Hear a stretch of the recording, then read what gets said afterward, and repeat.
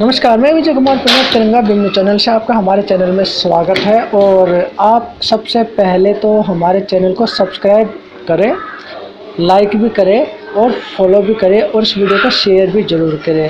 तो अगर आपने सब्सक्राइब कर लिया है तो आप आगे वीडियो को देखा, अगर नहीं किया तो सबसे पहले तो आप हमारे चैनल को सब्सक्राइब करें। चलिए मैं आपको बताता हूँ कि जो राज्यसभा सांसद संजय सिंह जो है, उन्होंने क्या कहा है। कहा है कि उन्होंने गैरों पे सितम, अपनों पे रहम, एक ये डायलॉग भी है, कहावत भी है, एक कविता के तौर पर भी इसको जाना जाता है। कहते हैं गैरों पे सितम, अपनों पे रहम, ए जाने वफा ये छोड़ दीजिए, कुछ ऐसा ही है। नीरव मोदी और मेहुल चोकसी सहित 50 पूंजीपतियों का 68,000 करोड़ रुपए केंद्र की भाजपा सरकार ने माफ़ कर दिया है। लेकिन इतने बड़े मामले में ये सन्नाटा क्यों है भाई? ये कहना है संजय सिंह, जो राज्यसभा सांसद है आम आदमी पार्टी से। उन्होंने क्या क्या आरोप लगाए केंद्र सरकार के ऊपर, क्या क्या बातें बोली है, किन किन लोगों के लिए बात बोली है। तो चलिए आप देखिए इस वीडियो को कि संजय सिंह क्या कह रहे हैं। जय हिंद साथियों, आज मैं कुछ ऐसे मुद्दे पर आपसे बातचीत करना चाहता हूं जिसकी चर्चा कहीं मीडिया में नहीं है, जिस पर कोई टीवी डिबेट नहीं हो रही है, कोई बहस नहीं हो रही है, कोई चिल्ला चिल्ली नहीं हो रही है, एक दूसरे के बीच झगड़े नहीं कराए जा रहे हैं टीवी चैनल पे। और ये मसला मैं आपसे क्यों डिस्कस करना चाहता हूं, ये बात मैं आपके साथ क्यों साझा करना चाहता हूं। इसलिए साझा करना चाहता हूं दोस्तों कि पिछले कई दिनों से हम लोगों को ऐसे समाचार देखने को मिलते हैं, 1000 किलोमीटर पैदल यात्रा पे लोग निकल पड़े, 1200 किलोमीटर पैदल यात्रा पे लोग निकल पड़े, गुजरात से निकल पड़े, महाराष्ट्र से निकल पड़े।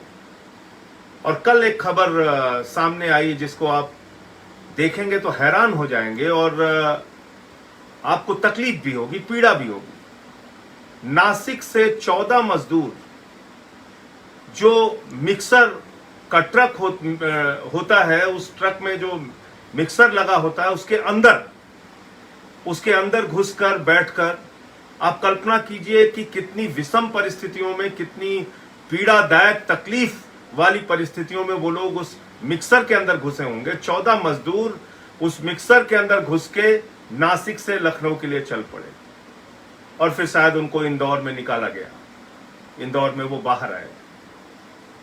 इस प्रकार की भी खबरें आई कि कुछ लोग अपने घर के लिए निकल पड़े और रास्ते में उनकी मौत हो गई, अपने घर नहीं पहुंच पाए, बनारस तक पहुंचे, बिहार जा रहे थे, जान चली गई। ऐसी तमाम खबरें पढ़ने के बाद, देखने के बाद मन विचलित हो जाता है, पीड़ित हो जाता है कि इस देश में क्या मजदूरों के लिए, गरीब आदमी के लिए जो रोज कमाते हैं, रोज खाते हैं, क्या उनकी कोई चिंता नहीं है?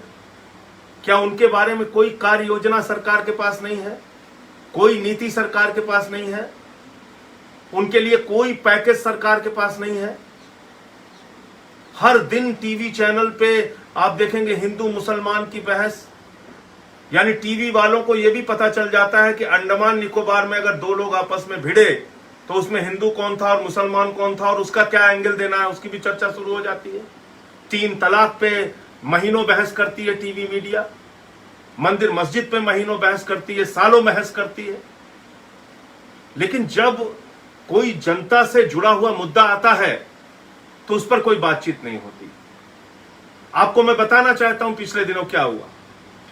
जनता की गाढ़ी कमाई का पैसा जो बैंकों में जमा होता है, मजदूर का पैसा, किसान का पैसा, कर्मचारी का पैसा, छोटे व्यापारी का पैसा, वो पैसा उठाकर बैंकों ने कुछ बड़े पूंजीपतियों को कर्ज दे दिया और ये कर्जा लाखों करोड़ रुपए में है। इसके बारे में मैंने पार्लियामेंट में भी सवाल उठाया। लगभग 10 लाख करोड़ रुपए का कर्जा चंद पूंजीपतियों को दिया गया पूरे देश के अंदर, और सरकार धीरे धीरे करके उनका कर्जा माफ करती जाती है। हिंदुस्तान के मजदूरों के लिए कोई पैकेज नहीं है, लेकिन आपने नाम सुना होगा नीरव मोदी का, मेहुल चोकसी का, जिन्होंने लगभग 22,000 करोड़ रुपए बैंकों का लूटा है, भ्रष्टाचार किया है, और आज वो विदेशों में बैठे हैं। मेहुल चौकसी ने एंटीगुआ की नागरिकता ले ली, विदेश में जाके बस गया। नीरव मोदी के बारे में खबरें चलती है, साहब वो भगोड़ा है, अब आएगा, लंदन में छिपा है, यहां है, वहां है। अरे आप ये किसको मूर्ख बना रहे हैं? इस खबर पे जरा ध्यान दीजिए आप लोग। मेहुल चौकसी का और नीरव मोदी का हजारों करोड़ रुपए केंद्र की भाजपा सरकार ने माफ कर दिया। हजारों करोड़ रुपए। और सिर्फ मेहुल चौकसी नीरव मोदी का नहीं, ऐसे 50 विलफुल डिफॉल्टर हैं, टॉप डिफॉल्टर हैं, ऐसे 50 बड़े कर्जदार हैं जिनका 68,607 करोड़ रुपए माफ कर दिया गया। और पूरे देश में कहीं कोई चर्चा नहीं, कहीं किसी टीवी चैनल पे बहस नहीं, कहीं कोई इसको मुद्दा नहीं बनाया जा रहा है। आप बताइए कि अगर ये 68,000 करोड़ रुपए ऐसे कोरोना संकट से निपटने के लिए इस वक्त लगा दिया जाता तो कितना भला हो सकता था इस देश के मजदूरों का। आज बिहार की सरकार, नीतीश कुमार जी और उनके उप मुख्यमंत्री जो भारतीय जनता पार्टी के हैं, सुशील मोदी जी, वो कहते हैं हमको बिहार के लोगों को घर बुलाने के लिए पैसा नहीं है, हम गाड़ी नहीं दे सकते, हम बस नहीं दे सकते। लेकिन ये 68,000 करोड़ रुपए चंद पूंजीपतियों का, 50 पूंजीपतियों का माफ कर दिया गया। ये 68,000 करोड़ रुपए अगर उन मजदूरों की जो हजारों किलोमीटर पैदल यात्रा पर निकल पड़े हैं, अगर उन किसानों की जो आत्महत्या करने के लिए मजबूर होते हैं, अगर वो लोग जो गरीबी के कारण 2 वक्त की रोटी नहीं पा रहे हैं, उनका चूल्हा जलाने में ये 68,000 करोड़ रुपए खर्च किया गया होता तो आप कल्पना कीजिए कि पूरे हिंदुस्तान में करोड़ों लोगों का भला हो सकता था, सबको उनके घर पहुंचाया जा सकता था इस पैसे से। लेकिन नहीं, आपके लिए पैसा नहीं है, आपकी सुविधा के लिए पैसा नहीं। हमने दृश्य देखे, बिहार के अंदर एक स्कूल के अंदर बंद है लोग और गुलामों की तरह उनके साथ बर्ताव किया जा रहा है। कोई आ रहा है, केला दे रहा है, कोई ब्रेड फेंक रहा है, उसमें टूटे पड़े जा रहे हैं। ऐसे ही आगरा का दृश्य हम लोगों ने देखा। ये बहुत ही पीड़ादायक जो कल की घटना का जिक्र मैं कर रहा हूं कि नासिक से मिक्सर के अंदर बैठ के 14 मजदूर चल पड़े। आप उनकी पीड़ा का अंदाजा लगाइए। उनके लिए कोई पैसा नहीं है, उनके लिए कोई पैकेज नहीं है। पैकेज किसके लिए है? इन बेईमानों के लिए है। ये नीरव मोदी, ये मेहुल चौकसी, ये मेहुल भाई जो है, ये नीरव मोदी जो है, इसके लिए पैसे है सरकार के पास।